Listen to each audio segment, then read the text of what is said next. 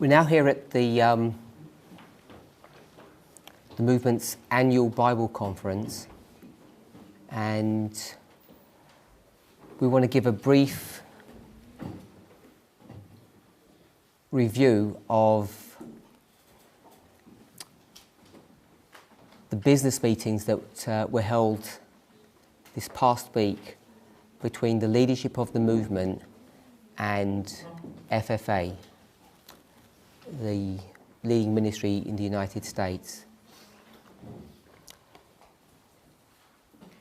I'm sure we're all aware that for the last 3 years or so, Elder Jeff has spoken about retiring and stepping back from frontline ministry work. He's had both personal reasons, health reasons, and the way he's explained it, prophetic reasons to do so.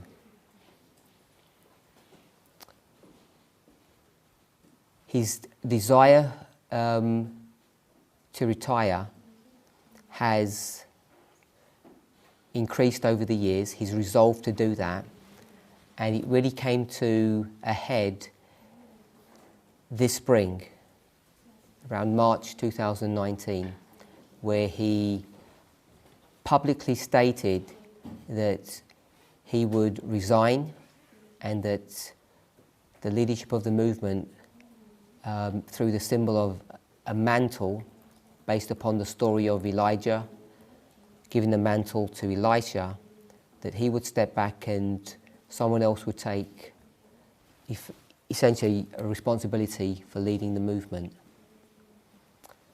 The story of Elijah, Elisha was not the only models that he used. There was Moses and Joshua. We're all aware of John and Jesus, the first and second angels' messages, Miller and Snow. There are a number of models we have that show that there's this transfer of leadership. Many people who have left the movement have gone back into those prophetic lines and have tried to make judgments about what's going to happen in our reform line based upon those histories. And pretty consistently as a movement, we've resisted those thoughts and those ideas.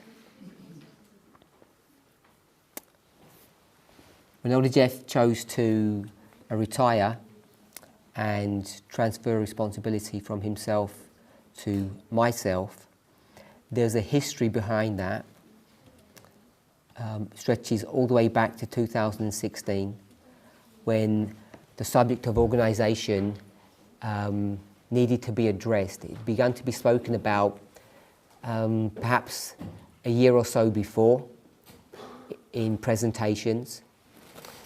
And in 2016, the beginning of the year, we had a series of meetings in Arkansas where we began to formalise the work of organisation. It began by ordaining 3 brethren to the position of continental leaders who would oversee the work in various parts of the world. What was not discussed at those meetings was the role of Elder Jeff. And the reason for that is because of his position in the movement, that they felt there wasn't a necessity to talk about his position.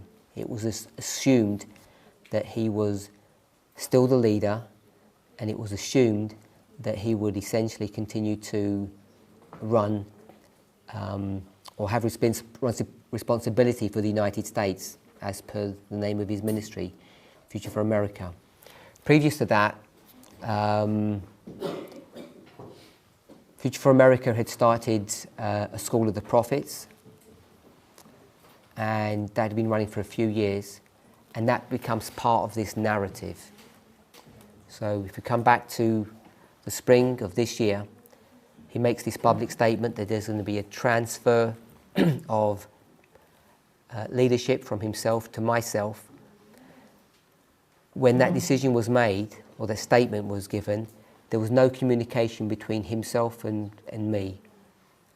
I found out about that through the videos or the video presentation, as well as everyone else. I never had never was given any warning or insight, except that he had pretty consistently said he was going to retire, which I think most people already knew.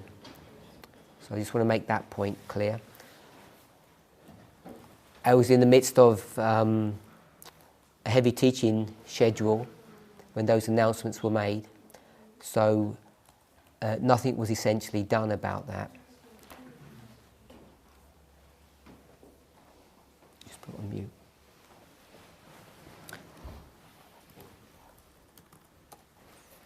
From the spring of this year to June, we had very little communication. It was just communication on issues that needed to be addressed.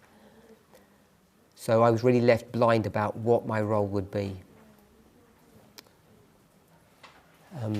Elder Tabo, Marco and myself met in Canada at a camp meeting, and as we were all together at that time, we had a series of meetings to try and address how we move forward in the movement. Elder Jeff had previously communicated with us through email with a series of questions, I guess his point of view on things, and was waiting for us to respond on essentially what he should be doing as we move forward, that it was our responsibility to lead the movement as he had gone into retirement. There is a component to that communication.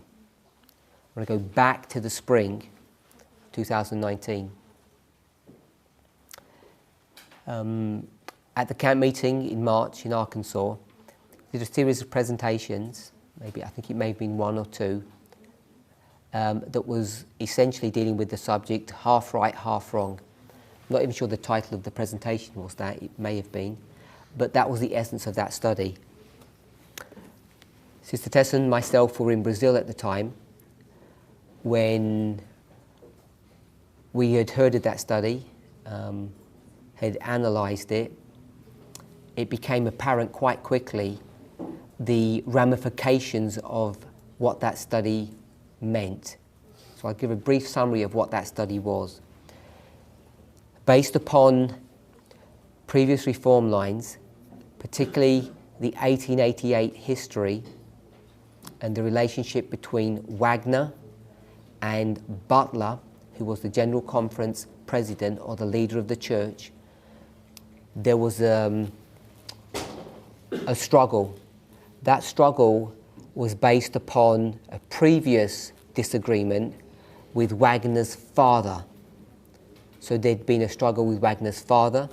His son then picked up the mantle and continued that struggle, and in the history just before 1888, this fight began to emerge between the leadership, or the leader of the church, and Wagner. If you go to that history, based upon Ellen White's analysis of that, both Butler and Wagner were half right and half wrong. If I can say as simply as this, it's not this, the study's more complex. If you go to the book of Galatians and you begin to discuss the law in the book of Galatians, some people felt that the law that was referred to was the ceremonial law, and some people felt it was the moral law, or the Ten Commandments, and there was this disagreement. Wagner and his father had taken the position that it was the moral law. Butler, who led the conference, the church, had taken the position that it was the ceremonial law, and they were fighting over this issue. Ellen White then said, neither of their positions is correct. And she said, it's both the moral and the ceremonial law. Hence the idea that both were half right and half wrong. Butler was half right that it was ceremonial, half wrong that it was moral. or that it wasn't moral, and obviously the opposite goes with Wagner. If you take that story and bring it into our own dispensation, what Elder Jeff did was to take that dynamic and bring it into the 2012-2014 dispensation of our movement, and began to make an application to say that both he and I, therefore inferring that he was Butler and that I was Wagner, that I was half right and half wrong in the prophetic application back in 2012, that in 2 years, 2014, there was to be a Sunday law in fulfillment of Daniel 11:41. There was this idea that I was half right, that there indeed was to be this Sunday law, but I was half wrong, that it was not the fulfillment of Daniel 11:41. The reason why we had concerns about that study, as we reflected upon it, is because of the implications of what that meant. And what Elder Jeff did not seem to be aware of when he made those assertions, when he did that study, was the following thought.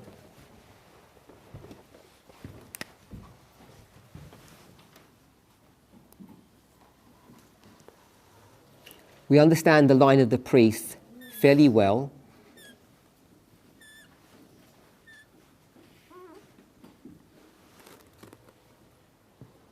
(1989), 9/11,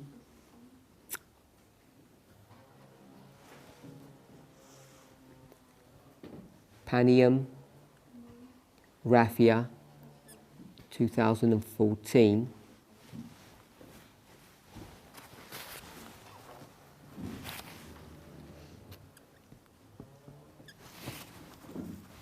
(2019), 2021.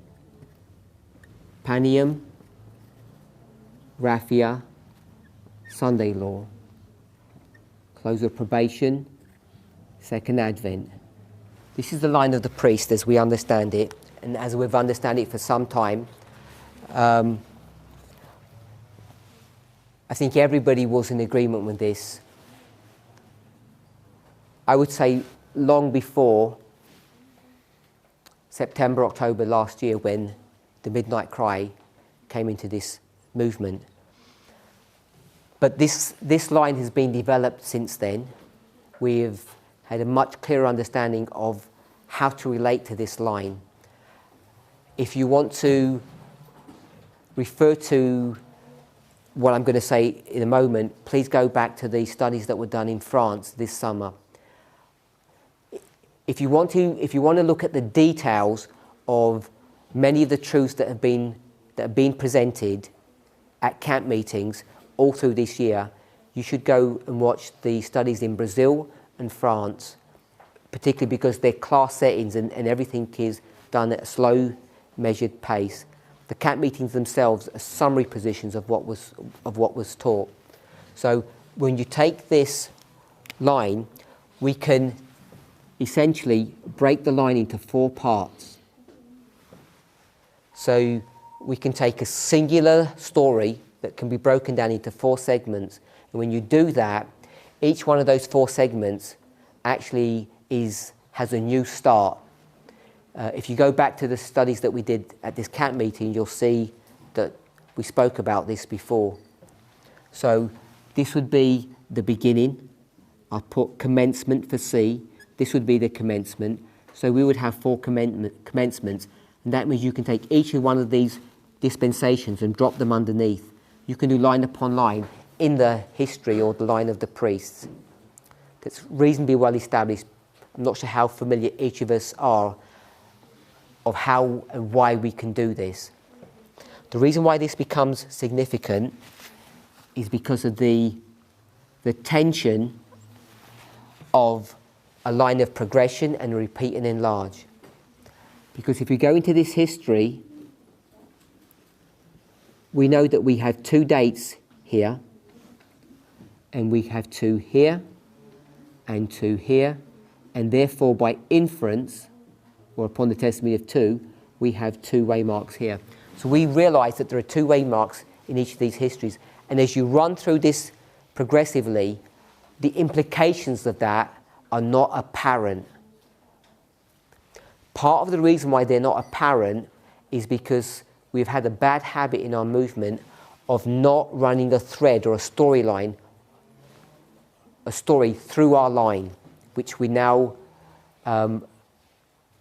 see is critical to make sure that we're not making mistakes.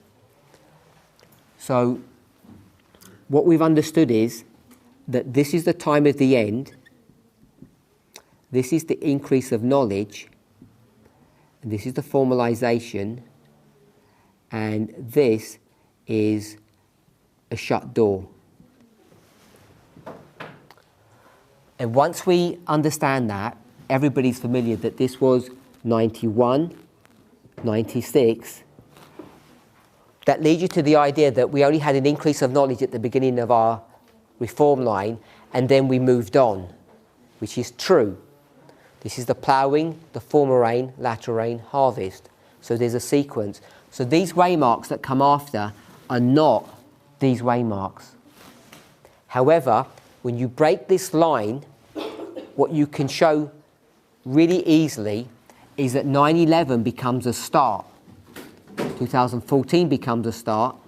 Closed probation becomes a start. And you can just conceptualize that. This would be the start of the Sunday law. This would be the start of Jacob's time of trouble. We can understand it in a conventional way. The reason why that becomes significant is when you cut these lines up and you say this is the start of the Sunday law, that start has 2 characteristics. It's the start of something that began way back here, a message about the Sunday law, and then the Sunday law starts. But because this is the start, we can take that and bring it back here. When you do that, this then becomes the beginning or the commencement, or we could say the time of the end. It has that property or characteristic about it. Once we do that, then we can identify that each of these waymarks is an increase of knowledge and also a formalization. And that becomes significant. This concept wasn't formalized in a public way like this until quite recently, after the presentation that Elder Jeff had done.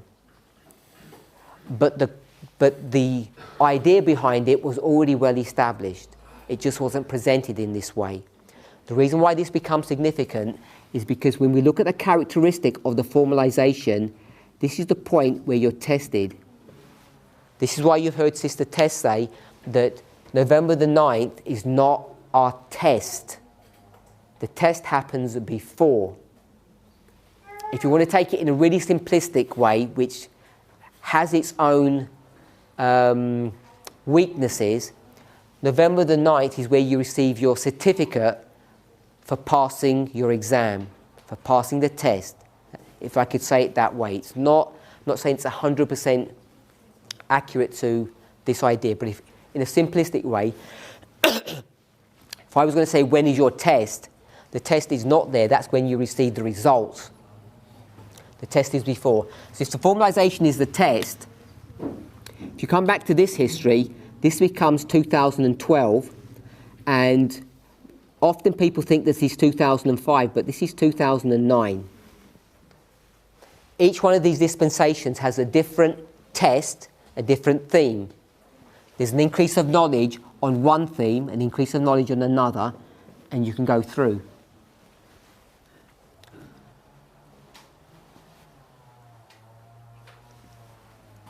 Elder Jeff took that story of 1888 and brought it into a present truth application here, 2012 to 2014, that essentially I, like Wagner, was half right and half wrong. I was right that there was going to be a Sunday law, but I was wrong that it was the Sunday law of Daniel 11 verse 41. Because of that dynamic, Therefore,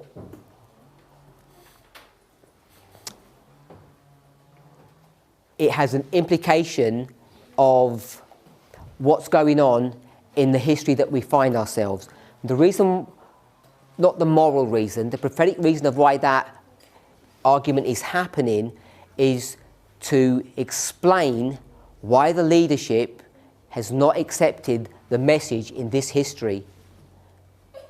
I'm not inferring that an excuse was being made deliberately or consciously, but it's a version of events to basically downplay the negative response by the movement to what was going on in this history. Because if someone is half wrong, then you have a legitimate right to say, maybe I don't have to believe you, because you could be only half right. I hope we can all see the implications of all of that. And the reason why that becomes significant is because in this history there was an implied statement, if not direct, that the leadership of the movement had failed. They'd failed the movement. And part of the response to justify the cause or the nature of that failure was to infer that there was something half right and half wrong going on there. If you were to do that, first of all, you'd have to go back to the history of 1888 and make the inference that Butler, who represents the leadership of the church, was half right and half wrong. And I'm not sure if we would even make that assertion in the original story, because I'm not convinced or persuaded that Ellen White had that perspective. Coming back to this story, the reason why this becomes significant is because our understanding is that Elder Jeff did not understand what this waymark meant when he was doing that study, because it just becomes a waymark in our history. I don't want to say it's random, but it doesn't have any connection going forward or backward. It's just something that happened slightly before 2014. There was a recognition that it was 2 years before. The reason that becomes significant is because often we have this 2 years before something happened, particularly in the story of Josiah Litch, 1838, 2 years before the event, he already was making a prediction. So that's not the only story, but these 2 years become significant. But that's a minor point. The point that we want you to see is that when you see this repeating pattern and this becomes the formalization of the message, this becomes the test. And the reason why that becomes significant is because when you see the characteristics of the formalization of the message, it's not just the test, it's even a more potent waymark than that, because it takes the properties of the midnight cry. So these are all midnight cries or loud cries. And a continual complaint by many people, even at this camp meeting, is we accept portions of the midnight cry, like November the 9th, but we're questioning, if not doubting, other portions of the midnight cry, like gender equality or nationalism or women wearing trousers. What's that got to do with the midnight cry? People have struggled with that, and it's introduced a level of unbelief. And the reason why we have strongly resisted that is not to defend ourselves and our position on that, but it's to state what all of us should already have known from the very beginning, that the nature or property of the midnight cry is that it is without mistakes. And if you don't have that perspective, none of this will make sense. The Millerite line will not make sense. Christ line will not make sense. It cascades all the way through, and you no longer have a reform line if you hold the position that the midnight cry has some kind of inbuilt mistake or error in it. So our position is that cannot be. We have historical examples to show that. If you go to the previous reform lines, there are no mistakes. There are misreadings. Jesus is indeed about to be made king of Israel when he enters into Jerusalem on the triumphal entry, but it's not the type of king that they think.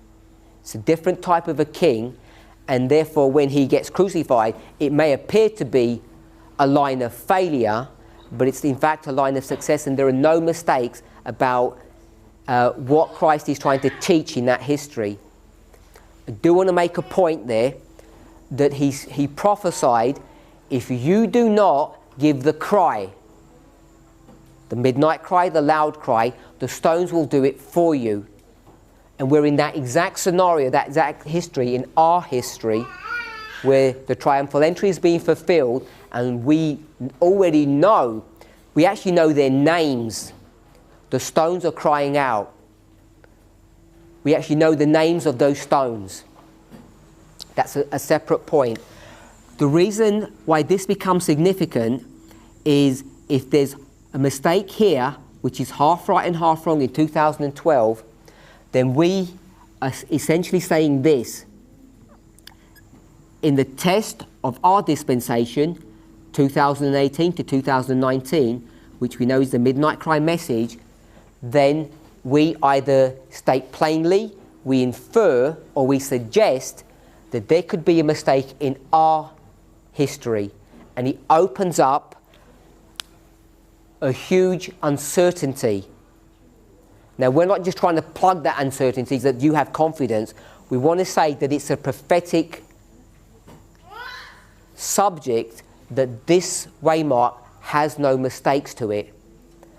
And what is not being seen when the study was done here in March, firstly, it was not a correct application back there, but when you bring it into our history, the other thing that people are not seeing is the subject of dispensationalism, and how people are not able to see past their own dispensations. And if our dispensation, the shut door, ended in 2014, which this model teaches, then we know that back in 2012, the only thing this movement could have done would to predict the Sunday law, which would be the Sunday law of Daniel 11:41. That is not a mistake, it's a function of dispensationalism. And if you claim that to be a mistake, then you destroy dispensationalism, you destroy the foundation of parable teaching. I don't think people understand the significance of what happened in March this year, about the wrong prophetic model that was used to describe the beginning of our history, and also the reason why there was such a strong, robust defense of the position that we're now holding to. In the midst of all of that, Bible study, which is what all it ever should have just been a Bible study between brethren, it became personal. It not only became personal on an individual level, people began to defend their champions. And it then became a dangerous situation where people took this out of just a plain Bible study to a personal level, where people would begin to defend those who were making these statements. And that defense was not based upon prophetic models, it was based upon hurt feelings. And we see that, I'm not saying as the beginning, but a clear step to the point where we now find ourselves, that this movement is in a crisis. I'm not saying it was the beginning point, but it's a key component to what happened. And it's in that very history that Elder Jeff officially resigned his position. So that becomes an important point for us to understand. The lines show that 2012 was not 50% right, it was 100% right. Because everyone here believes that the Time of the End magazine was not 50% right and 50% wrong. Even with the refinement of information that we have, because what we teach is in this dispensation, that's all the light that we had. And based upon that idea, we accept the legitimacy of this document has been the formalisation of the message. And if we're going to hold that to be true, 2012 must be true, as must 2018. Another characteristic of the Midnight Cry, that each one is connected to the subject of time. We addressed that at our camp meeting. 2012 is a subject of time, 2018 is, so is the Time of the End magazine. So this is part of the backdrop of where we are today with respect to Elder Jeff's retirement and me being given responsibility as the leader of the movement. Following the meetings in June, I travelled to Arkansas for about 5 days, and the purpose of that was to have business meetings, both with FFA and with the local fellowship, Lambert Church Fellowship, which I did. Let me say to begin with, all the meetings that I had were all positive. There were no issues of animosity or fear. Everybody seemed to be honest brokers to accepting what Elder Jeff had requested, that I was to be the leader. Everybody gave me their assurance of support. Following that meeting, there were a series of open letters that were sent by myself to both Lambert and FFA to explain my role to them and also their role to each other. And it was decided, it was understood that it was at this camp meeting that we would have business meetings to further define the role of FFA as we move forward.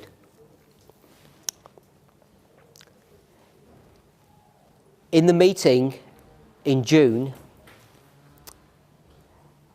I had a series of meetings, first of all with Elder Jeff, and the meetings that I had with him were cordial, respectful, and I had the assurance from him, the personal assurance, that he and I were 100% in agreement, that he had accepted the Midnight Cry message, he accepted our prophetic understanding of what was going on, he saw the wisdom of retirement, and that he was happy that I was the person that was going to lead out in the movement.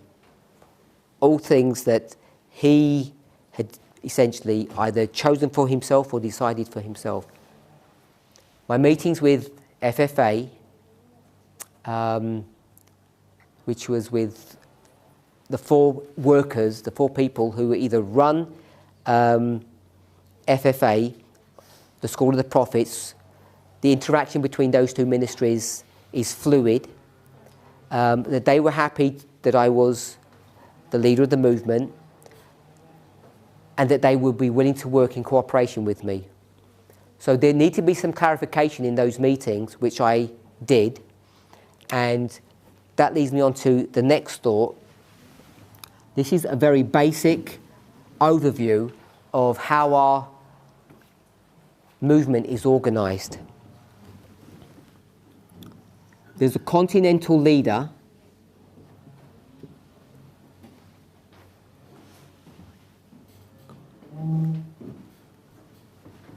I'll give an example. I just say Africa.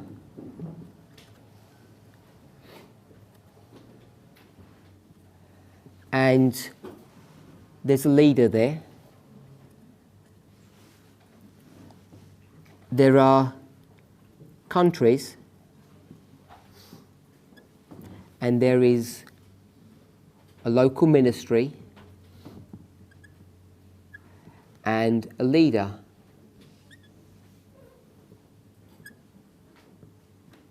And these 2 leaders are normally, in fact, I think in every situation that we have across the world, they're different people.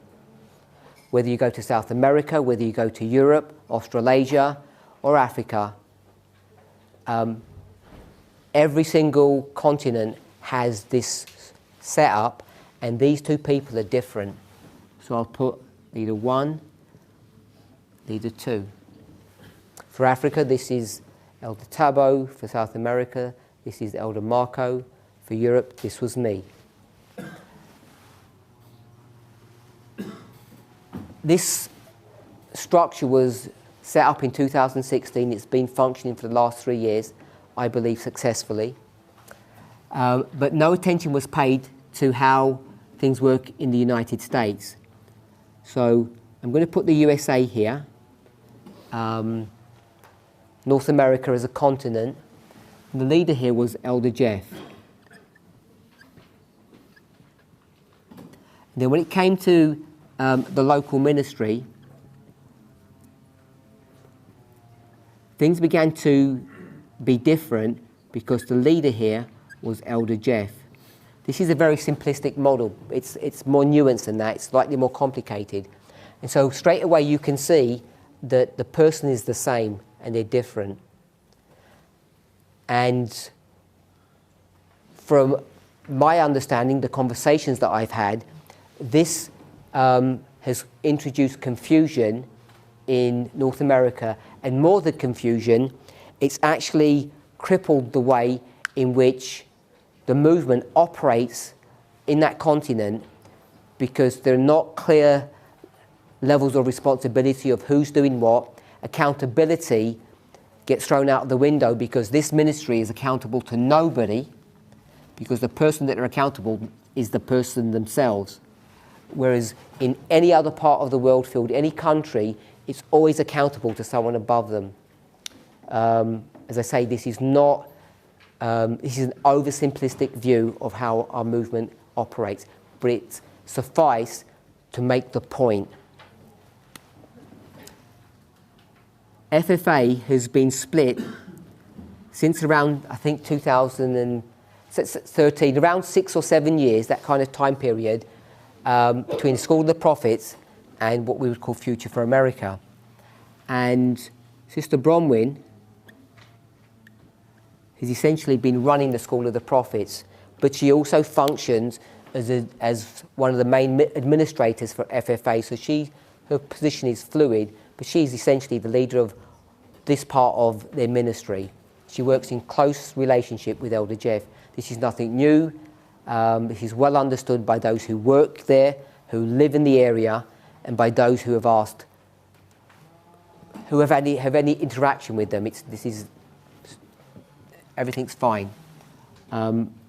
Easily understood. When I was given responsibility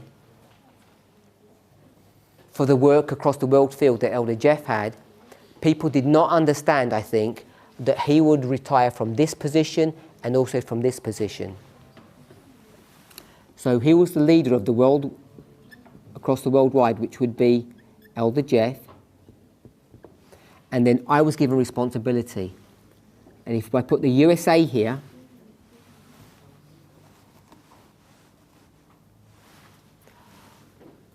this would be me. I want to reiterate, the problem that began to occur here was partly based upon the fact that this was not disseminated by Elder Jeff. This information was given by myself because I had to work out my own job role and my own organisational structure, because it was not handed to me. We never had like a job description given to me. It was Elder Tabo, Elder Marco and myself back in June that began to discuss this thing and look at the implications of what retirement actually meant. So when I went in June, I think many people in Arkansas were surprised of the ramifications of the retirement of Elder Jeff. A number of them didn't even know what his role in the movement was, except this nebulous idea that he's the leader across the world. They weren't actually clear about what he was doing. So let me put him up here.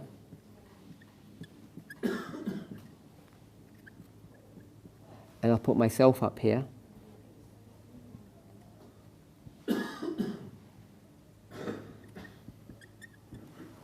When it came to FFA, and I'll put in parenthesis, School of the Prophets,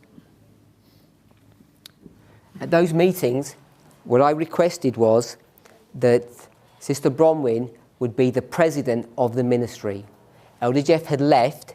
She was already functioning in that capacity to some degree, not autonomously, but in connection with him, at this level, not this level.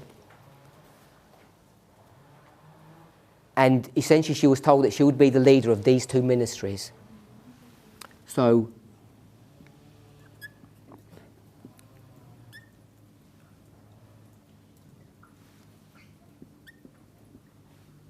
this was her post. It was clearly told that she would be the president of this ministry.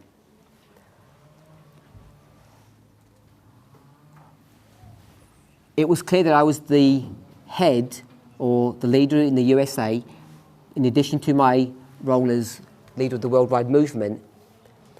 And whether or not FFA realised it or not, consciously, I certainly didn't, there seemed to be some kind of idea that I was also here somewhere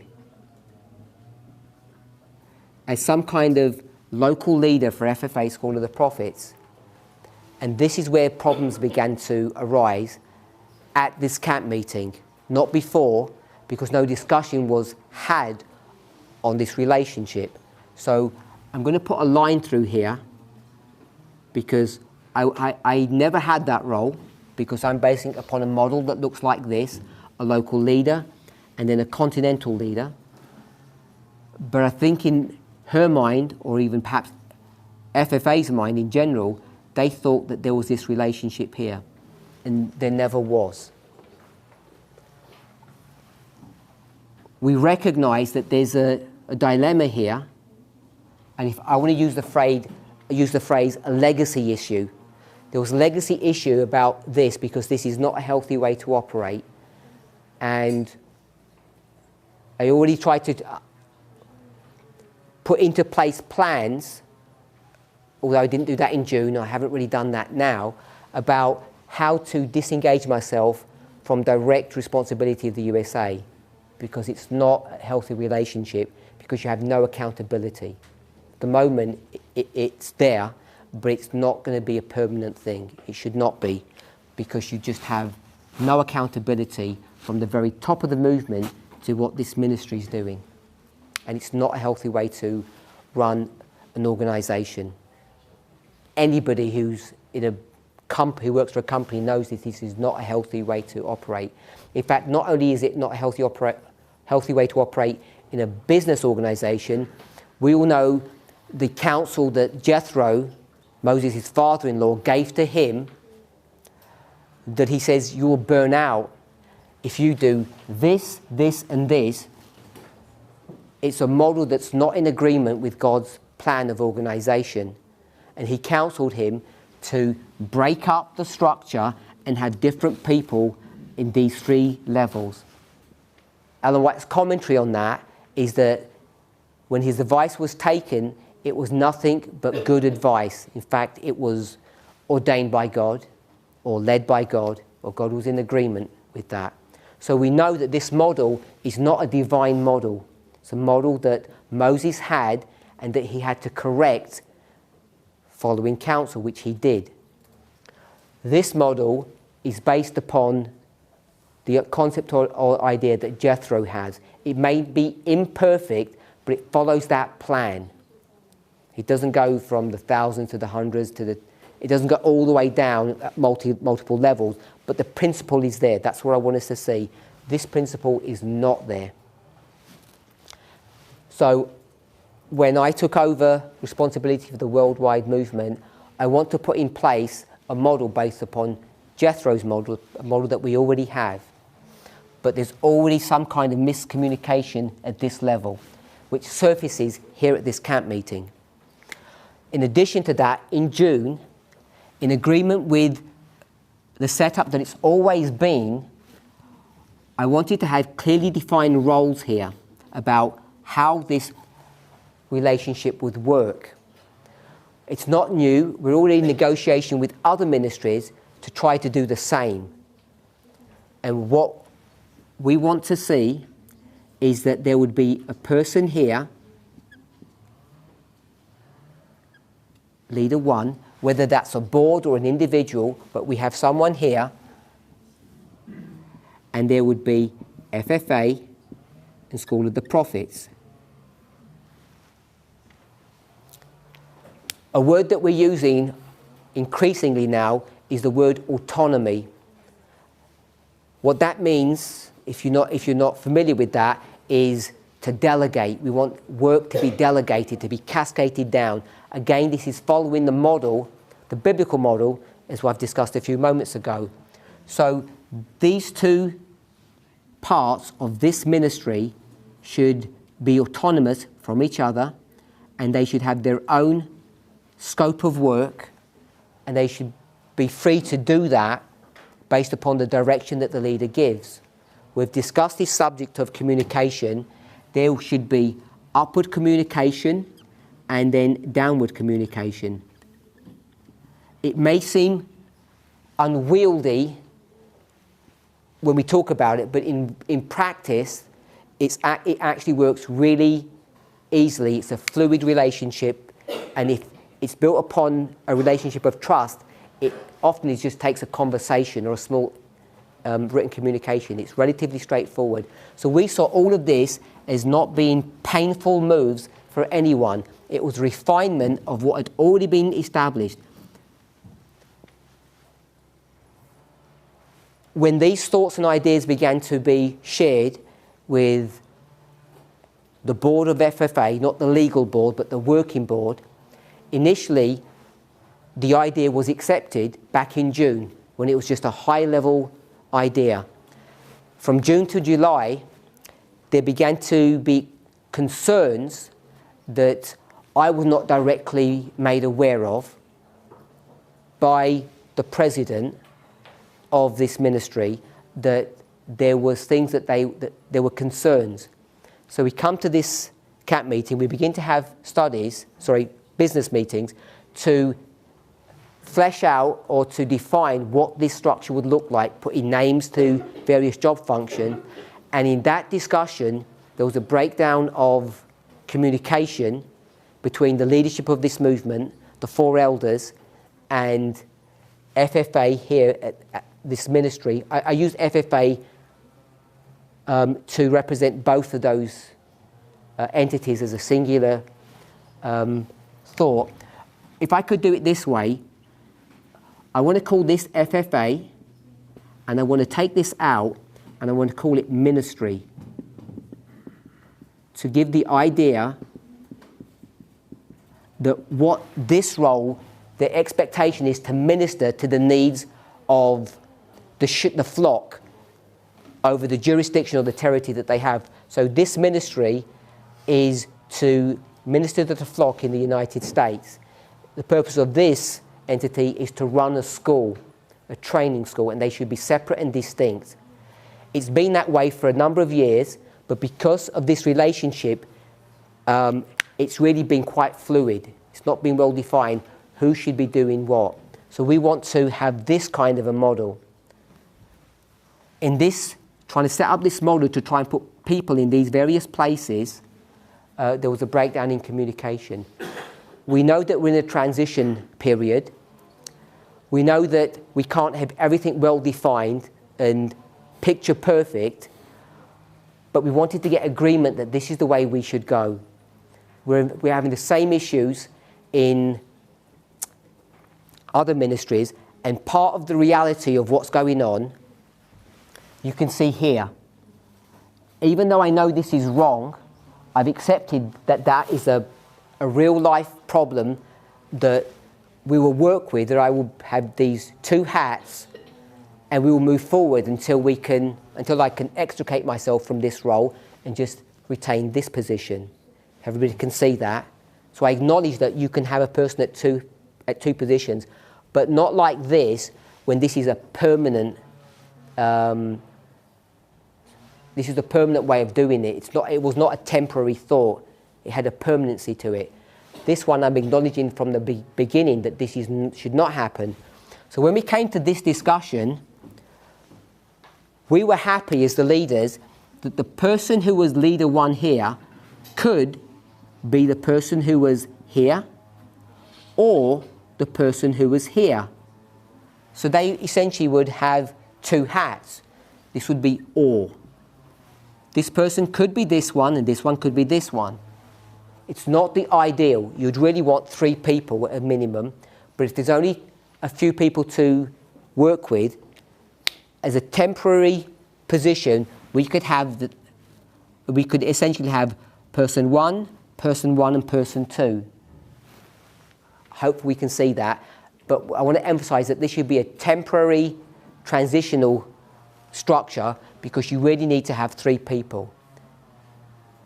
Leader 1, I say a person, it could be a board, it could be 4 people directing this work. In fact, in reality, it should be, not just an individual. So there could be 10 people here, or 9, 3, 3, and 3. This is what we wanted to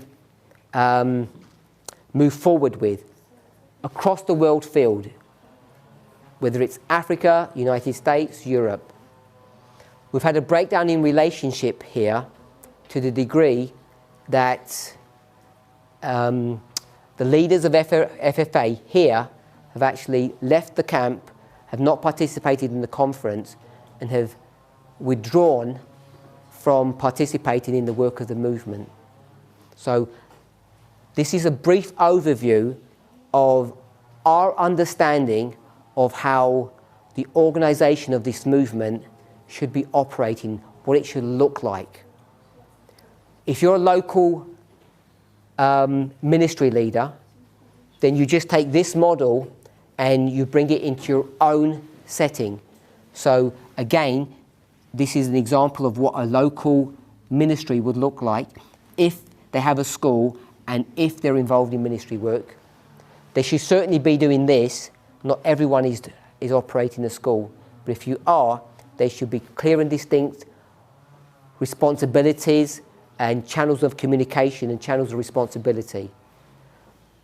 Our movement is small. We recognise that sometimes people have to take on 2 roles or 2 jobs at once. We factored all of those ideas into our suggestion of where this was going to go. So that's what our proposal was, and it was not accepted, and so therefore we no longer continue with the business meetings, and FFA left the camp and have returned home. Just want to add one more dynamic to this subject. The Midnight Cry message, this camp meeting in particular, is addressing an issue. Connected with the Midnight Cry message are a number of thoughts, a number of ideas. But one of the ones that we want to address here is leadership style. How we as leaders, and for those who are watching the video, I'm addressing the leaders of this worldwide movement, how we as leaders operate. Because every leader who is here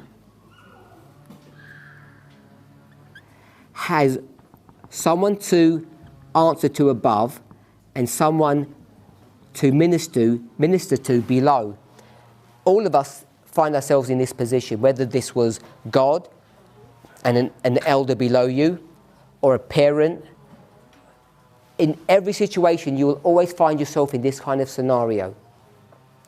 And we want to set a culture that we don't impose our will upon anybody, we don't force anybody to do anything. We were in discussions with School of the Prophets on this very issue since June, and my understanding was that the School of the Prophets were in agreement that the way you run a school is that nobody should be forced to do anything that they do not want to do. It's a culture that began here in Arkansas and has filtered all the way through our movement in the various schools that we have. And so if you run a School of the Prophet, we want you to know that the leadership have taken the position that any semblance of forcing people to do things that they do not want to do is not a model that we hold to and that we will support you in.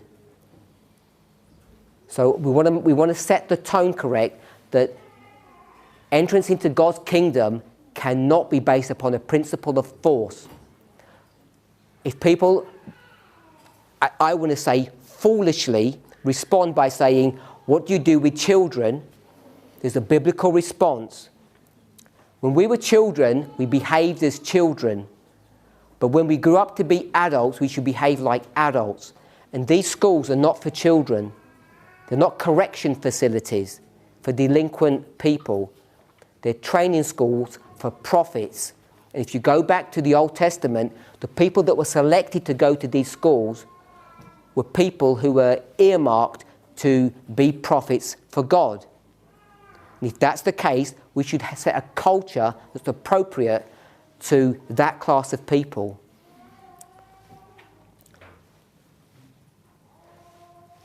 The reason why I mentioned that is because when the communications began to break down, the response from FFA went along this line.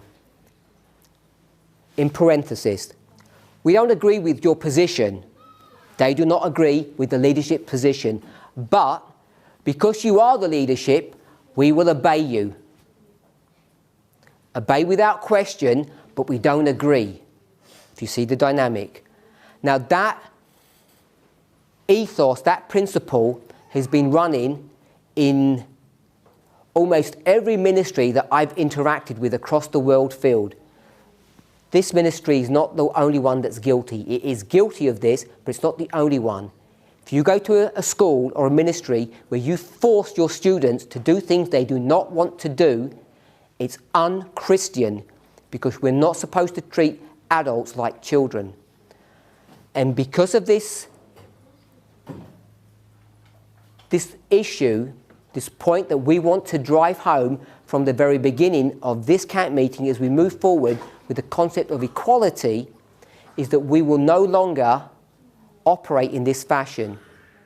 And we expect every single ministry from henceforth to operate on those lines, whether you run a school or a ministry. You should not be forcing students or staff members to do things they do not want to do. If they don't want to be compliant and they're a staff member, fire them.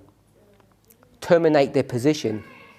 If they're students, you may deal with them in an alternative fashion, but you will not punish them for doing things that they do not want you to do, that they do not want to do. This became important for the following reason. We asked FFA to agree with this model, and in principle, I want to emphasize this, they agreed with it in June, and they agreed with it this week. Every single step about the job role, what that role would entail, there was full agreement in that until we get to a certain point in our discussion, which I'll go on to now. Get water. When we disagreed on that point,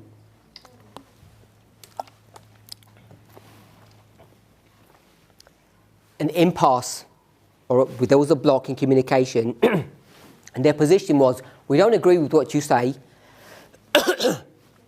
but because you're the leadership, we will obey. And our response was, we will not operate like that. If you don't agree, we will not insist. So we repeatedly asked the ministry what their opinion was, because we wanted to negotiate and discuss the things through. And their continued response was, we will just obey. When we got to that point, we said, we will no longer work with the ministry. And if we could quote actually what was said. This was our response as minuted.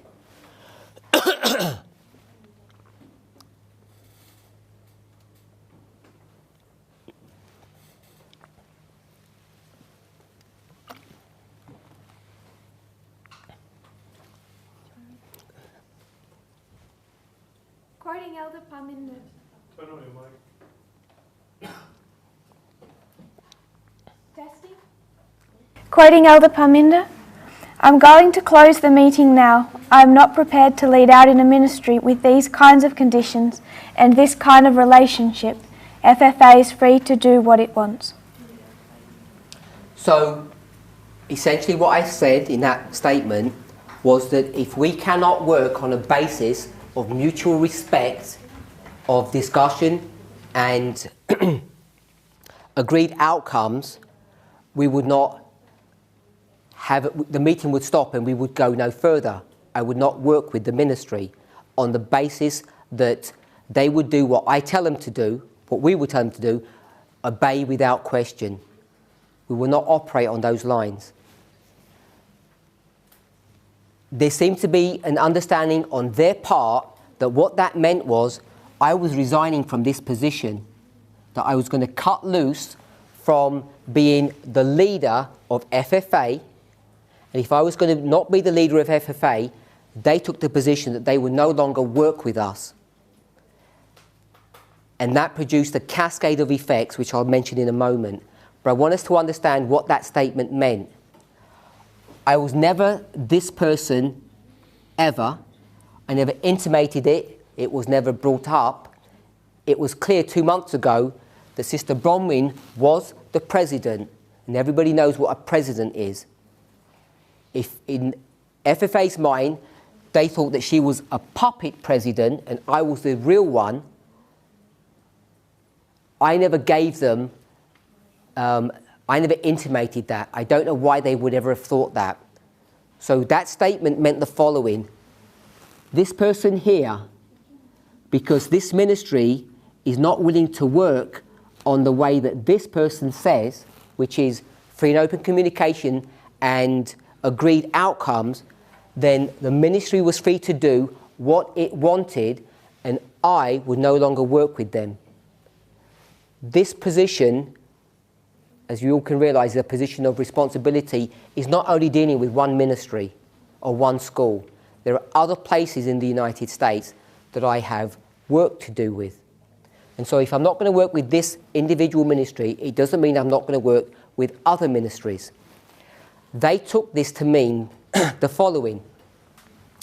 If I'm going to resign from this post, and I said FFA are free to do what they want, they took that literally and chose to be free to do what they want, and what they wanted to do was essentially either shut down their ministry or downsize their ministry or go in a different direction to the direction in which the leadership, not just me, the leadership of 4 elders wanted to take that ministry.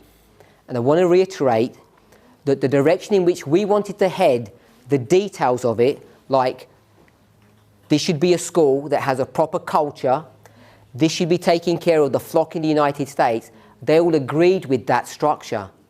The breakdown happened, or the disagreement, when they said we don't agree, were on some detailed issues, which I will explain in a moment. So hopefully that is clear about what our direction was, the ethos that we are expecting the whole movement to begin to follow and to begin to implement, that we will not run this movement on an authoritarian leadership style. Leaders are meant to minister to their flock, not to drive them. So everybody watching or listening to this, I want them to be clear that the direction in which we want to take the movement, at whatever level you are, whether you're here or whether you're lower down, everybody has to implement, we expect everybody to implement this, what we believe is a common sense, respectful way of dealing with adults. And this goes hand in hand with the idea of headship is not to be practiced in our dispensation.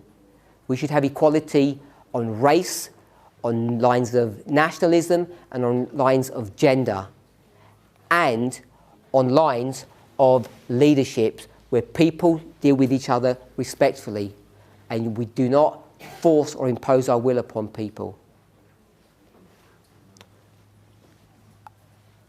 Hopefully that should be clear. Most of the movement, or many people in the movement, by now, whenever this video goes out, almost all the movement will have already known by then that the working team, if it's pertinent. Yeah.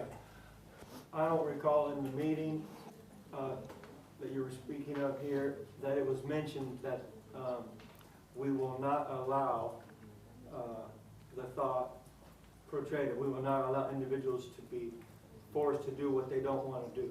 I don't specifically remember that being written or said in the meeting. I don't know if it has. So let me reiterate that point.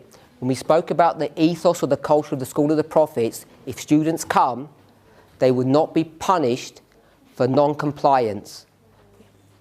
Yeah, I'm saying that I don't remember that being mentioned to us as a new rule. I don't remember that. I mention it now because we're not dealing with FFA, we're dealing with a worldwide movement. Yeah. So at this conference, I'm saying this is an example of the direction in which we want to head, based upon the principle of equality, that people should be treated as adults and not children. The School of the Prophets in particular is run by Sister Bronwyn, Brother Tyler, Brother Larry, and Sister Angelia. It's a membership, a teamwork of 4. And essentially, Sister Bronwyn has the role of president or leader of School of the Prophets. That's the existing setup, this one here. What we wanted to put into place was that this side of this ministry here would be headed out by Brother Tyler, and this by Sister Bronwyn.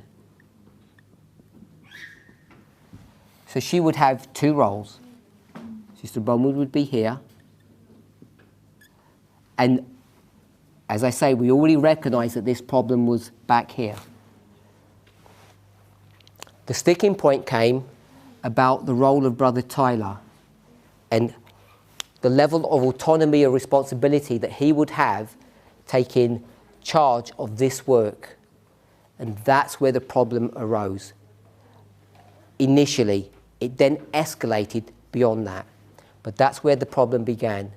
There was a disagreement on that, and the end result was, if we force FFA to put this person in this position, they would comply. And we said we would not force that to happen, that we would negotiate, and we wanted to understand why they objected. And as we went through his resume, nobody could understand, none of the leaders could understand why there was an objection to him taking that role. There seemed to be nothing in his ability or his character or his personality that would indicate that that should not happen. So I think it suffices just to say that issue. We had a second meeting the next day after this meeting did not get resolved, and we came up with a second proposal based upon what we thought the leadership of FFA wanted. So we suggested that these people would swap roles. Sister Bronwyn would go here and Brother Tyler would go here. They'd swap. We thought that would be a preferential model that they would be happy. What we then discovered was that our second proposal was worse than the first one. As soon as these roles were swapped, the issue of finances came up. Anybody here who runs a ministry or a school realizes that schools basically drain the coffers of a ministry. So if there's the ministry, it's difficult because I've got ministry here. If this is the ministry, this entity takes all the money, or most of it, especially the model that they have in America, and I think in other places too. The schools are really a drain on the resources of a ministry at this level. And what we didn't anticipate is when we asked to swap, essentially what would happen is that Brother Tyler with Brother Larry, who was the manager, so that's what our original position was. Then we would have Brother Tyler, Brother Larry, and Sister Angelia essentially running the school. We didn't define what their roles would be or their relationships, but just the three of them would run the school. Sister Bronwyn would lead out here.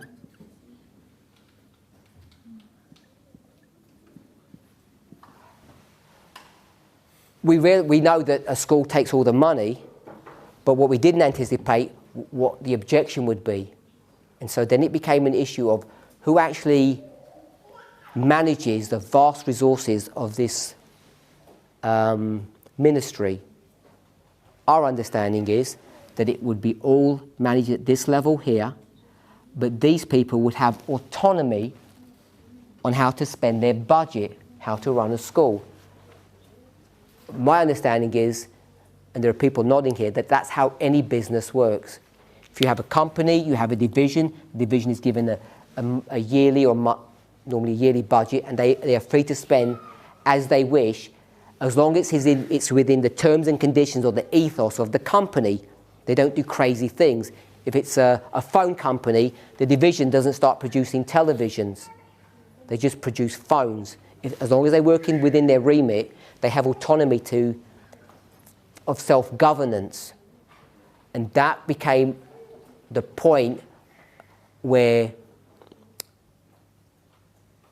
they would no longer move forward. The statement was made that if we cannot agree, because they would say, we'll just do whatever you tell us to do. We said no. Therefore they said, I said that I will no longer work with the ministry. They're free to do what they want. This person here will no longer work with this ministry until they're willing to come back and negotiate further along the line, whenever that would be, tomorrow, next week, next year, whenever. FFA misunderstood that. There are 8 people in that meeting. One of the persons abstained from making any comment. No, there's more than 8. There's 9 people. One of the people abstained from making any comment in that whole meeting.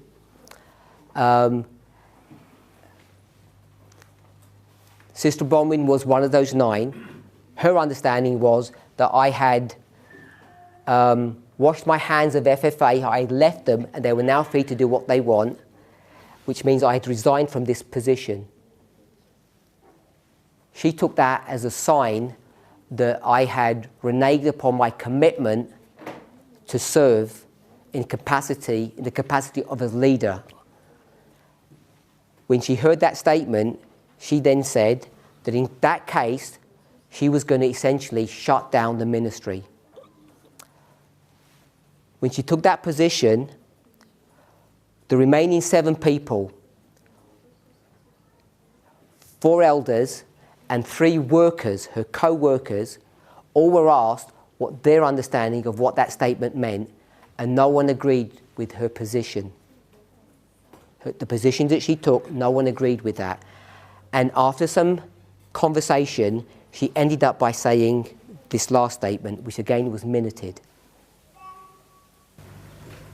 Testing. Sister Bronwyn, I heard the statement and I should have known that he did not mean that, and that he has long-term commitment to the movement, and I wish we could go back to where we were before the meeting. So she admits that she misunderstood what I said based upon that everybody in the meeting had understood me to say. She regrets making the statement, making that position, and her desire to go back to the beginning of the meeting or have a reset. It was late. After she made that closing statement, we didn't have a chance to talk about it there and then, but I took that as a hopeful statement. So I asked for the meeting to be adjourned in the hope that tomorrow we could relook at things on that positive end. The meeting closed, they left, and without informing us, obviously they informed the organisers, they left the camp and they've returned home. That night, they began a series of communications, both with the workers, with Elder Jeff, we assume, we don't know for sure, but also across the world field. And if we could just go through the sequence of communications that they had. The times aren't important. No times. Baptismal candidates across America received an email stating that the baptismal classes have been put on hold as Brother Tyler's employment at FFA and the School of the Prophets had been terminated. So there are 60 people or more who received that email that Brother Tyler has been fired or his employment has been terminated, and therefore his baptismal classes now stop. There was communication between Sister Bronwyn and Brother Larry, and they had a phone conversation where she said that she would not respond to calls or texts by others. She reassured Larry and Angelina that they would still have a place to live. Brother Larry understood that to mean his job was now on notice.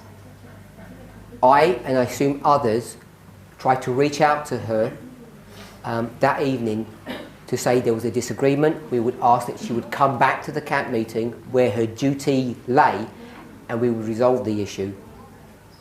But as per her statement, she has not communicated back because she said she would not communicate with anybody. And she's certainly not communicated with me. Brother Tyler began to receive emails that ministry account passwords were being changed. So the workers of the ministry begin to be locked out of ministry accounts, whatever those accounts are, email, YouTube channels, Facebook, etc. Brother Tyler received an email stating that his employment was terminated effective immediately. The reason given was that his position is being eliminated as the ministry is downsizing. He was given 1 week's notice. So we're not clear whether or not it's because FFA at this level is going to downsize and what that means, or whether they're shutting down the ministry. We don't have clarity on that yet. If you just take the statement, it's just downsizing, we don't know what that means. He was given 1 week's notice, and so we just want to make a comment to everybody who's listening to this. The worldwide movement, the leaders of this worldwide movement, have taken a position that we're in full support of Brother Tyler. We know nothing about his character or his doctrinal stance that would lead us to think that he should be terminated from a position in one of the leading ministries. We can't understand what he has done wrong. We see no insubordination, and we don't know any character defects that would warrant such an action. He certainly has not exhibited anything negative toward the Midnight Cry message. So we're in full support of him. We also want to add the note that whether or not it's a legal issue about giving 1 week's notice, we think it's an immoral position that this movement would give one of their brothers 1 week notice without taking any consideration of their financial situation, recognizing the long-term commitment that they have made. They've sacrificed careers, lucrative, potentially lucrative positions to work in God's service, and to treat someone that way, we believe is an immoral position to take. The FFA and School of the Prophets Facebook pages were taken down. Brother Eber received a message stating that he is no longer required as a teacher at the coming School of the Prophets, as they have cancelled the upcoming trimester. They were meant to have a trimester start in mid-September to the end of the year, and Brother Eber had made adjustments to his career path, so this affects him at a number of levels, and at short notice, without any explanation, his requirement or his job as a teacher for this trimester is just terminated without any explanation. Again, a few students that had made adjustments to their itinerary, we don't know what those were, they've been uninvited from the trimester, all at last notice, at short notice. The next point was the students.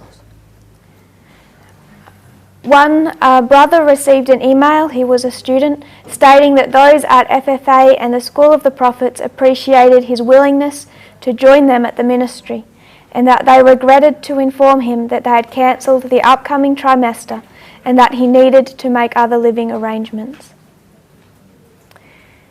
An email was sent cancelling all funding requests across the world field effective immediately.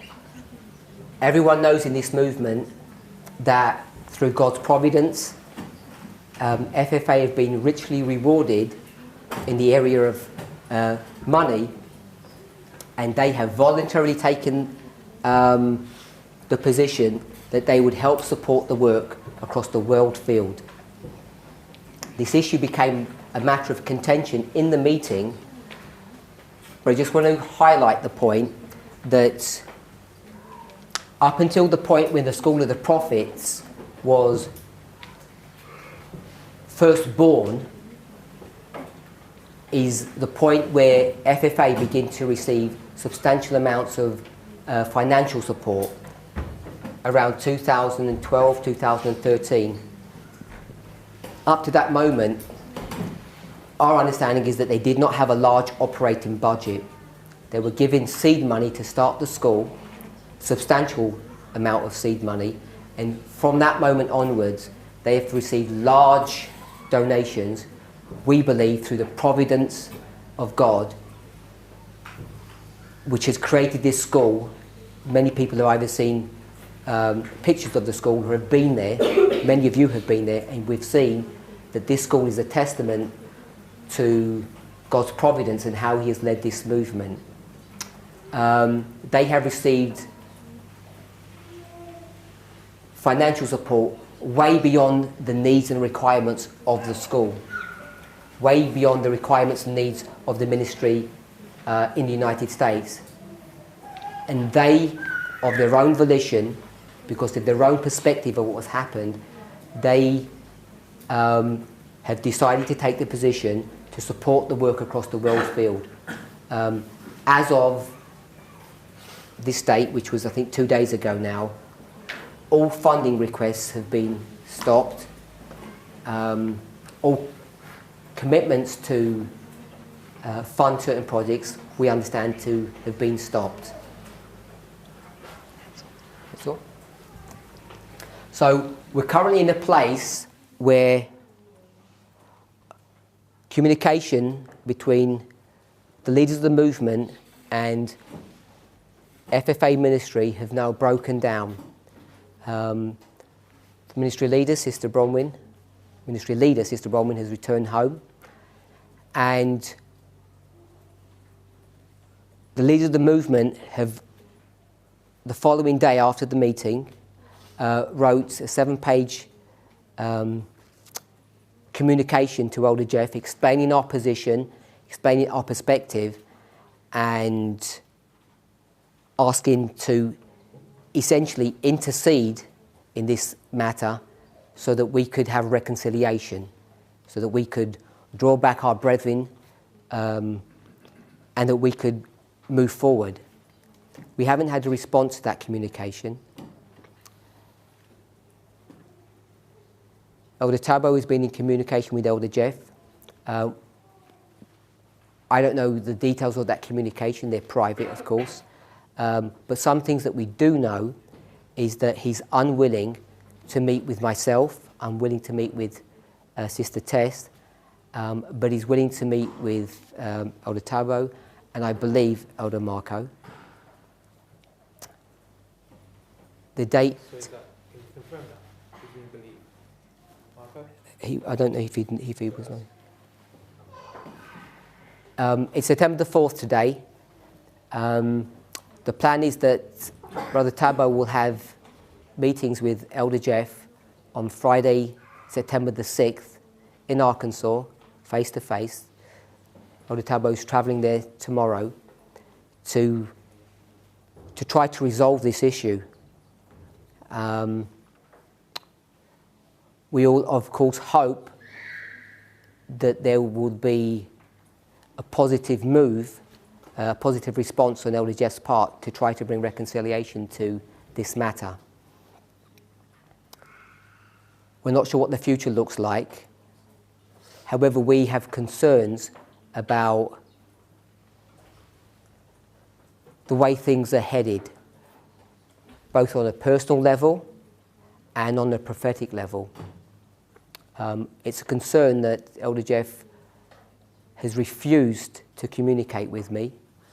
I communicated with him, I think the very night where these things began to happen. He gave me a short reply back, which was couched in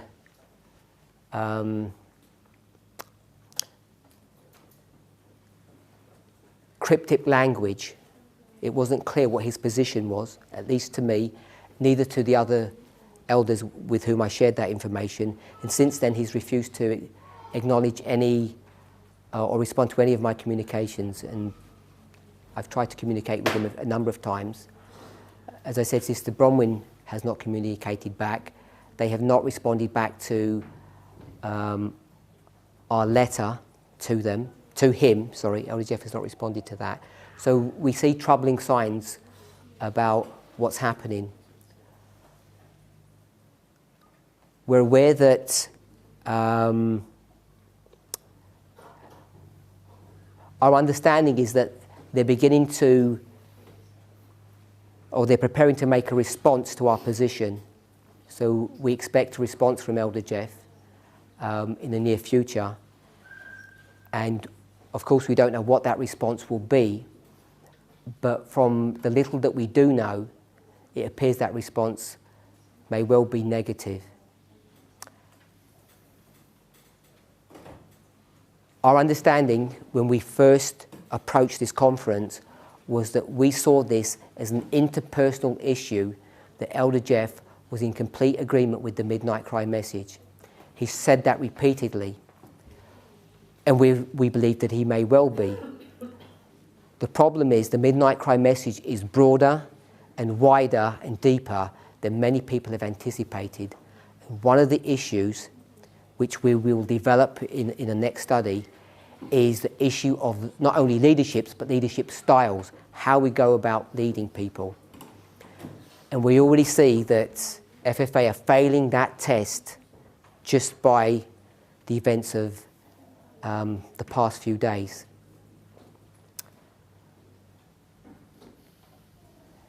If there is not an acceptance of the current leadership model by FFA or Elder Jeff personally, single one of us have to make a decision on what that means for us, what that means for the movement. Elder Jeff has consistently taught that he was a messenger of verse 40 and I was a messenger of verse 41 before he understood Sister Tessie's role in the movement. And today we would say, going along that line, that it would be Sister Tess and I which would be given the Sunday law message, which is essentially the third angel's message. So it's not me, it's Sister Tess that mantle at that level has been passed on to. There are multiple ways to understand these lines. If his position that all of the movement have accepted as being the voice of God, as being true, then to now reject this leadership puts him in the ministry in I think, an untenable position. So either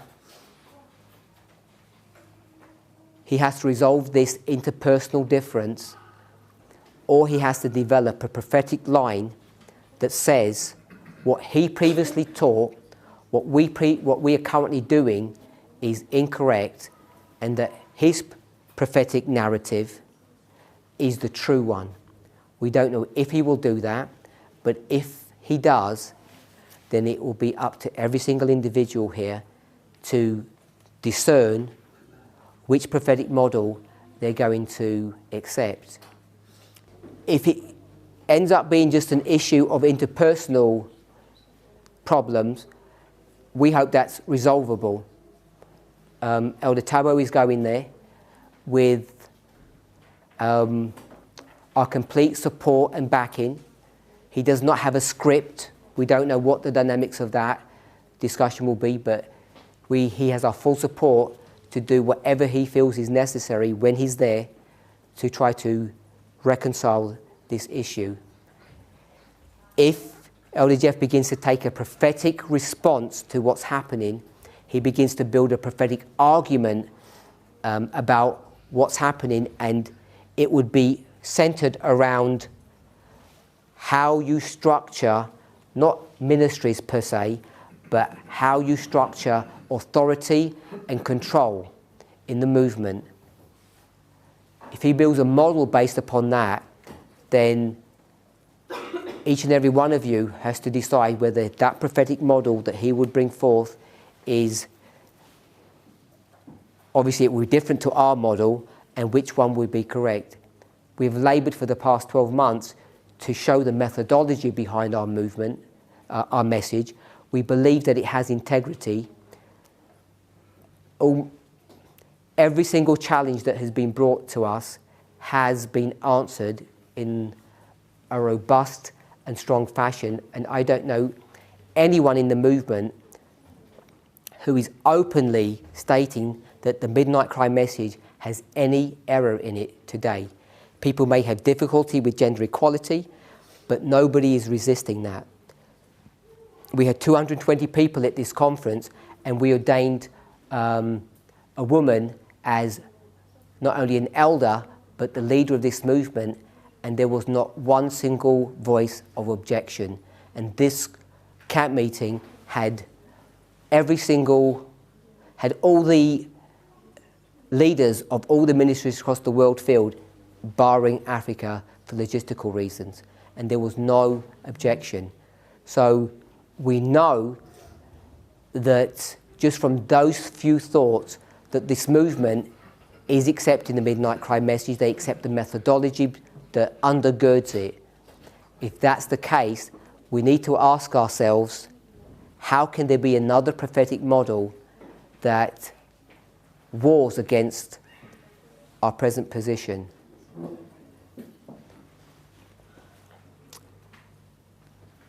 I'll open up to questions now, if people have any questions. First of all, you didn't give us a chance to object. So the people who should be anointed stood there, and nobody can say anything because it was already solved through the leadership. Only a remark from me. So let me stop there. So the question was, there's no opportunity for people to accept or reject the people who are anointed. So I just want to make an observation on that point. When it comes to this position here, I think we made it clear that the role of Sister Tess was based upon a prophetic model. And if it's based upon a prophetic model that I think everybody agrees with, it wouldn't be a matter of voting whether or not they would accept her, because that would be voting whether or not we accept the prophetic model. When it came to the 3 Bible workers that were anointed, there was consultation with the ministry on that, but that, as normal, would happen with the ministry. If you go back last year and one of the workers at Finn were anointed, we did not vote on that either. It was a discussion between the ministry or the country of Germany and the leaders of the movement, so it's not out of line with that same ethos. So we weren't setting a new precedent. It was business as normal. The second question is, in Italy you formed the sentence, obey without questioning, yeah? And you told us we all should obey without questioning. So let me clarify what that means. Let me clarify, because I knew people would bring this point up. What does it mean to obey without question? What are we obeying? What we're obeying is this line. If we believe this line to be true, we should not be questioning the line. And from my experience, people never object to the line. What they object to is the implications afterwards. So when we come to the implications of what this line means, people do begin to object. So when we say now we need to not just obey without question, it's not in connection to a theological argument. This is moral. And I want to add this. What we're saying today is obey without question. Let me tell you how that scenario works. I go to this ministry and I say, we need to negotiate on how you are going to work. We want you to work this way. And they say, we don't like that way. So we say, let's negotiate how we get through this. And they say, we will not negotiate. So they're saying to me, you tell us what to do. Yeah? I say, no. I say, we want you to tell us your opinion. And they say, we won't give our opinion, we just do what you tell us to do. So here it comes. I want that ministry to obey without question, and the obedience is, you will give us your opinion. You will obey and give us your opinion. If you want to follow through with that thought, that there's no change, it's consistent, now we're demanding people give their opinion on what they think about our ideas when we begin to implement these things. Because it's consistent with the idea of, in God's kingdom there should be no force. And when someone says, we will just follow you blindly because we like authoritarian leadership styles, we say, you are not obeying without question. So it's still in agreement with that idea. Maybe you just need to re-clarify your statement. When you said no one objected to Sister Des being ordained as a minister and leader, maybe what you should say is that when it happened, no one objected or no one came to you. I mean, can I ask a question? Did Sister Bronwyn and Brother Jason, did they object to Sister Tess being ordained as a minister? No, I don't believe so. Okay, because I'm just wondering. Well, they didn't. Sister, the leadership of FFA did not object to Sister Des being ordained as leader of the movement. I don't know Elder Jeff's position. Oh, because I'm wondering why she's excluded for Jeff not seeing her. It's just Tabitha Marcus. I just wonder why she was excluded as well. But we don't know the answer to that. I just have a comment. My comment is not regarding the firing of Tyler, but the portrayal of that they would not in any way possibly take care of his finances regarding his obligations to his home and whatnot. That doesn't match up with the previous record that FFA has handled people. So I would say that they more than likely in the past have, so I'm saying that they will be concerned about his financial responsibilities and not just throw him out. We hope so, because we hope that they would, but I'm just basing it upon the communication that his last paycheck would be September the 9th in 3 or 4 days now. And if that's your last paycheck, unless it's it's not the normal paycheck, we believe that would be an unchristian position to take. We hope that it won't happen. Yeah, I'm of agreement that they won't. Their previous track record shows that they have always done above and beyond. Amen. That's what we would expect. Yeah.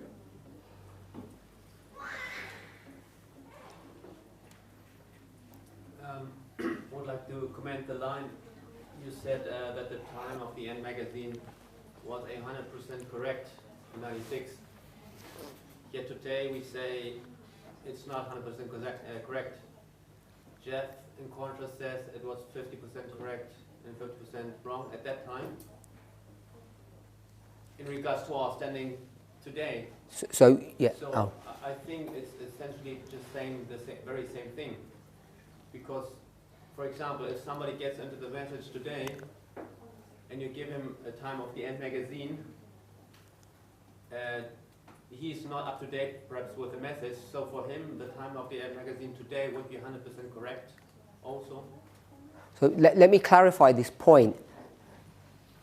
The reason why this model of half right and half wrong is untenable, it's wrong, is because of the subject of dispensationalism. If we took this line and expanded it out, 89, 91, 96 and 911, here is a shut door, which means you can't go through to the next dispensation, the next room. So anything that happens here, this model is teaching you that this is the end. You don't have visibility past that. And in this dispensation, the only thing you know, because when you refer to half right and half wrong, it's the subject of the King of the South. And it's beyond the scope of this dialogue to discuss this, but at this camp meeting, what we identified is because of the issue of gender equality being the testing message in this dispensation, one of the components to it, the subject of gender equality is connected to the subject of the King of the South. Because if I could just do it simply like this, the King of the North is in the north, the King of the South is in the south, and we're in the middle. And this is the church, which should be balanced because you have church and state, and they're out of balance. If I were to do it perhaps this way, it would be church above state and state above church, and both models are wrong. And here we have to have church and state. So the issue of gender equality becomes a component of the Midnight Cry message, because here we're going to understand the role of the King of the South, which we didn't in this history. All we understood was, according to our version of Daniel 11 verse 40, it would receive a deadly wound, which it did. And that's all we understood, because there was no more light to be given.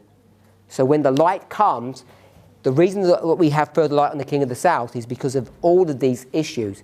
So in this dispensation, this document has to be understood to be 100% correct. Now, if you take a document and bring it into our history, now you have to have that document and you have to explain it. You can't give an outdated document to someone without explanation. And that document today is out of date. It would either need to be rewritten or it would need to be explained. If you hand out charts, the 1843 chart, it's out of date. The 1850 chart is out of date. They're all out of date, so they need explanation. What we tend to do is we tend to use charts or booklets as posters, as opposed to living, working documents. And as long as we do that, we're always going to fall foul of this issue to say that today, this document, if you bring it into our dispensation, is not 100% correct. So we should be explaining that whenever we hand them out. Yeah, but that would imply, well, another word would be there's a progress of the development of the truth, right? Yes, Okay. but it doesn't mean that this was half right and half wrong. It's not. Okay, but it would say also that the message that Tess is preaching now could be completely wrong in the future because of the dispensation, isn't it? Implying it. The reason why that cannot happen... Go ahead. Or at least 50% wrong. The reason why that cannot happen, she'll give her explanation, but I'll give one. She may have a completely different one. Is the line of the priests and the line of the 144,000, when this model was explained a year ago, people just took this as a theological statement. It has no impact upon us. Whether the 144,000 are priests and Levites, what difference does it make to any of us? It's just a moot point. But now we're beginning to see the implications of this. This is one of the things that I think is important for us to see and we don't recognise. When statements were made some time ago, like these are the same people just said, oh, that's interesting. That means we don't die, or it has much deeper significance, because if this was 2019, this would be 2019, this would be Panium, and this would be Panium, and this would be the Sunday law, if I can do it that way. And because they're the same person, 144,000 and the priests are the same people, I'm not going to explain some of the ideas behind that, but if you just take it at that face value, then what we know is what's being taught here in the history of the close of probation, or if you went to 2018, that you're inferring that if we were half right, half wrong, etc., dispensation is 100% correct. Dispensation is 100% correct, but when you go to the next one, there might be some mistake. First of all, I want to identify that I'll just come back to here. Because we're working on two lines, this waymark here, 2019, where all these truths are coming out now, what waymark is this? This waymark is the increase of knowledge. And this is the formalization, and this is the Sunday law, or the door. And one of the characteristics of the increase of knowledge is that there's no mistakes because it's an increase of knowledge. So in 2019, if we want to say in this story here, in this history from 18 to 19, it's 100% correct in our dispensation, but in this dispensation it will go to 50%. That's the argument you're making. You have to take this idea and bring it down to here, because this is the same dispensation. Panium, or Raphia to Panium, is not a new dispensation for the 144,000. It's the same dispensation, and therefore we know what's being taught today that's 100% correct for our dispensation is also 100% correct for this dispensation. So we know that what we're teaching now will not be adjusted or changed. It's 100% correct for all of this. I don't know what response you wanted to give. I just wanted to note the difference between a mistake and a later development. So in 1996, I wouldn't say there's mistakes. I would say that in the next dispensation and the dispensation after that, we continue to have a development of the truth laid out in the Time of the End magazine. But I wouldn't go back and say that it's error. The fact that it expands doesn't make the original premise error. So just to differentiate between the two concepts. And I think I said error, didn't I, which was probably not a good word, which is why we can take this document and actually use it today. Because if it was just error, we wouldn't use it. Do we have any model for what is happening with Elijah and John the Baptist? Because both were Elijah was in a cave, disappointed, and we have John the Baptist in the prison. So we may address that in the next presentation, I think. Yeah. What we're going to do, or Sister Tess will do next, is to lay out another prophetic. We'll recap what we did yesterday, but she'll lay out a new prophetic line, not a brand new one, but another one, to demonstrate a different perspective of what we think is happening today. Let's close with prayer.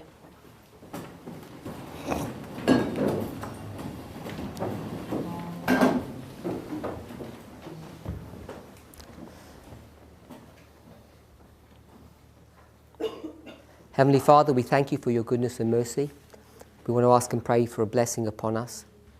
Lord, whatever words have been spoken, whatever we have done or said, we ask and pray that it would be to your glory and your honour, and that it would not be used to do work of hurting or destroying people, but it would be the means of you reaching out to help and save your children.